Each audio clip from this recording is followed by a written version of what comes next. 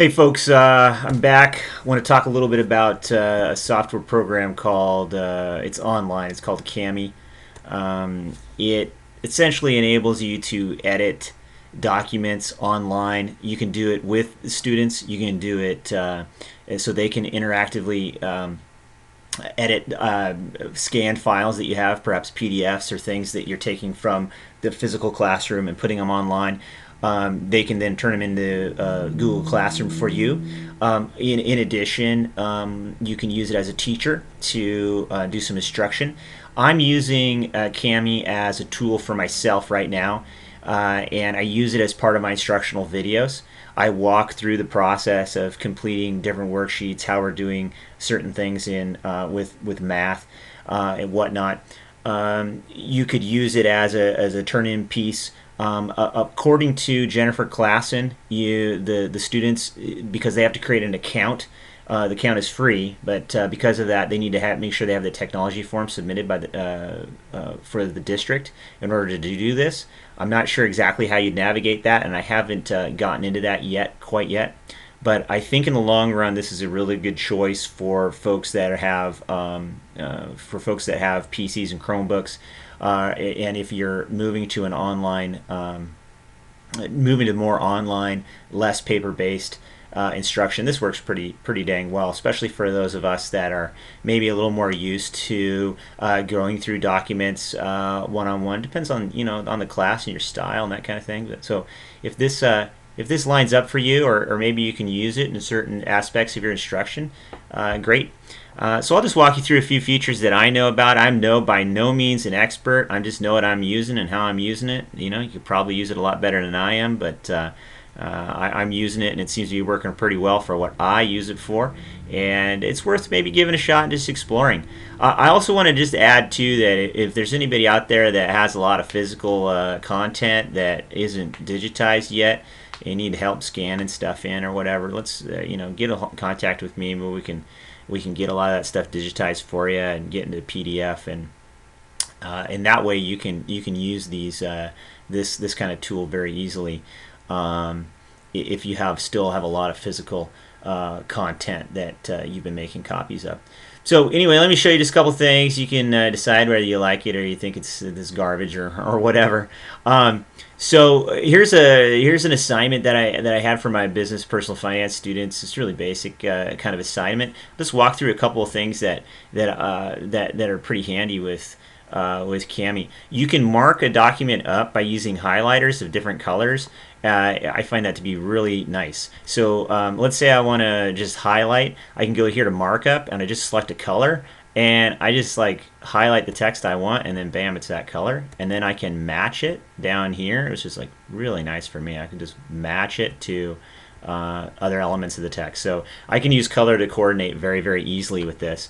I can easily then switch that color. So maybe I want to talk about new purchases. Well, they're here, and they're going to be in a purplish fuchsia kind of color, and I can also highlight them in another piece of the text. And so there's a connection that you can make pretty easily. If you're used to using physical highlighters, this is kind of a pain, but with this it's super easy.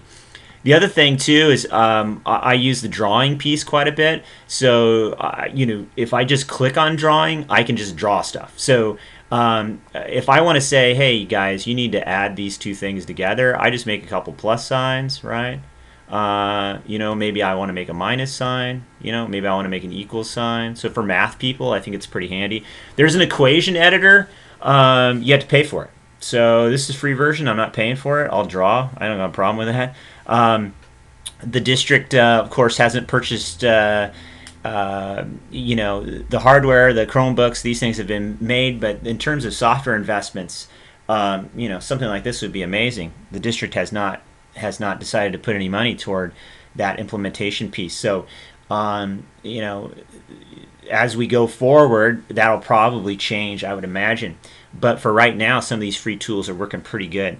I also use this text box thing. I've used the shapes thing as well. Using text box, you can you just basically place a photo, or not a photo, sorry, a text box. You just click wherever you want it, and then boom, you can type in the answer goes here, or whatever it is that you want to. I can't spell, but whatever you want to put, and then you can drag that around. You can move it around anywhere you want. It's kind of cool. And these objects are kind of like they're it's possible to move them later. You can click it, click away, and then you can go back and you can edit. You can change the shape of the boxes, that kind of thing. So kind of neat. You can also go back and erase anything that you made before. You're like, oh, I don't like that. That's got to go. So you can click on these different elements and start deleting them. Shapes are kind of fun. Sometimes maybe instead of using highlighter, I just want to say like this is the triangle piece. Okay, like New Balance. So here's my other triangle piece, and I start with it. And you could do something like that. It just depends on how you want to kind of show what you're doing to students. Now, there's a lot of other stuff. There's a lot of other ways to manipulate. There's color options. There's all this stuff. I'm just using kind of the basics. You can also put comments in. I haven't done any of that, to be honest with you. Recording, making video comments and things like that, those are paid for features. So right now, I'm using a separate recording program, but potentially, if the students had this and you had it, you could record the video straight onto here using the webcam. Super handy. I can only, like realistically, just quite amazing. The fact that we don't have a tool like this and we have all these Chromebooks is kind of blows me away in some respects. But I find that this is really pretty nice. Once you get done, these things get saved. They get saved in your Google Drive. You connect to a Google Drive, and then all of a sudden you can actually download them. And if let's say we downloaded this thing. You can download it as a PDF, as an actual file with all the annotations. So if we download it, it processes, it's here, then I open it up. Well, then all of a sudden, look, I have all the stuff that I wrote on there is like on the page, just like I had highlighted it physically and did all that stuff physically. So I find that this tool is really, really handy. Anything else? I'm trying to think of anything. No, I don't think so. I've been using this in my previous few videos. That's been working really well. I want to reach out and perhaps move to having the students be able to at least turn in work this way, because they could easily do their own highlights. They could easily also show work for you in text boxes and things like that if you have math or you have science issues, or things where you want to see work. And you could also provide them with text, and let's say that you want to have them identify nouns, verbs, things like that. I mean, I'm not an English teacher per se, but maybe you want to have them identify key pieces of the text that they find to be important, things about the protagonist, things about the subject matter.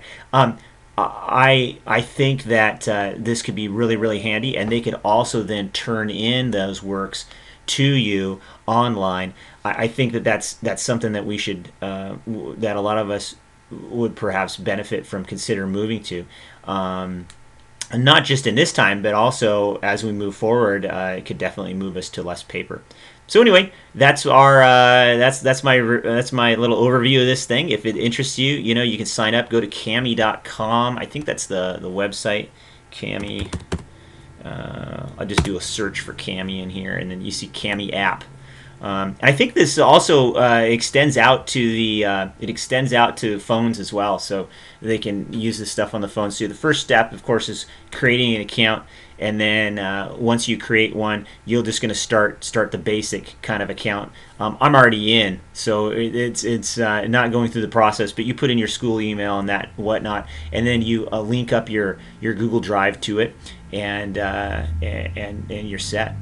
So anyway, just an idea. I hope you guys are doing okay.